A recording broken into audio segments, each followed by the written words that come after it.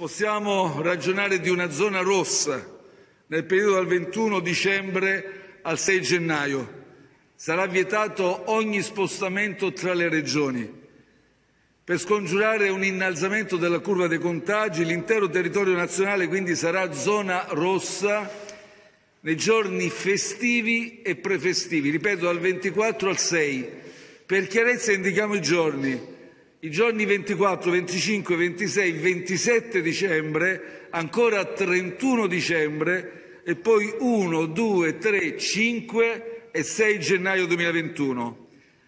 La zona rossa contempla le seguenti misure. Si esce di casa solo per ragioni di lavoro, necessità, salute. È possibile però, ecco, questa è una misura particolare che introduciamo, ricevere nella propria abitazione sino a 2 persone non conviventi dalle ore 5 alle ore 22. Queste 2 persone potranno portare con sé anche i figli minori di 14 anni, che sono quindi esclusi dal computo, e le persone con disabilità o anche conviventi non autosufficienti.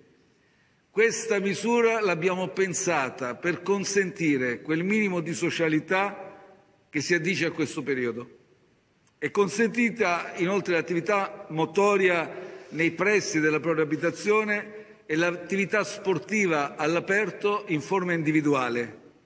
Per quanto riguarda le altre misure, ricordo che con questa zona rossa ci sarà la chiusura degli esercizi commerciali, dei centri estetici, dei bar, dei ristoranti, tranne l'asporto fino alle ore 22 e le consegne a domicilio.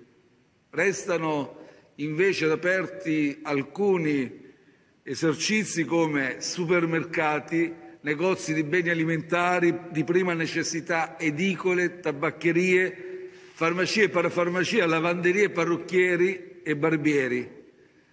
Peraltro le chiese e i luoghi di culto saranno aperti per le funzioni religiose, saranno aperti sino alle ore 22.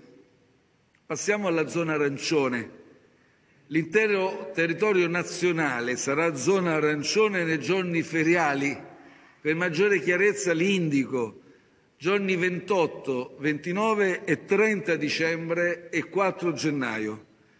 In questi giorni ci si potrà spostare esclusivamente all'interno del proprio comune di abitazione e di residenza senza dover giustificare il motivo. Però qui dobbiamo raccogliere un indirizzo del Parlamento che è stato chiaro: per venire incontro a chi abita nei comuni più piccoli sono permessi gli spostamenti dei comuni fino a 5.000 abitanti per un raggio di 30 chilometri.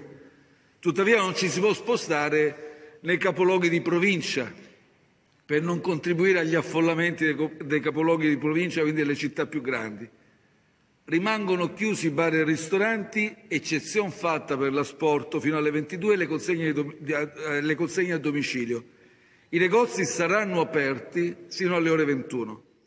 Per noi decade la nostra ordinanza, gli effetti dell'ordinanza decadono il 24 con l'entrata in vigore del provvedimento nazionale. Quindi fino al giorno 23 alle ore 24 è valida la nostra ordinanza, che è quella della zona arancione light, come qualcuno l'ha definita, ovvero la chiusura dei confini comunali dalle ore 14 fino al giorno 23 compreso, scusate.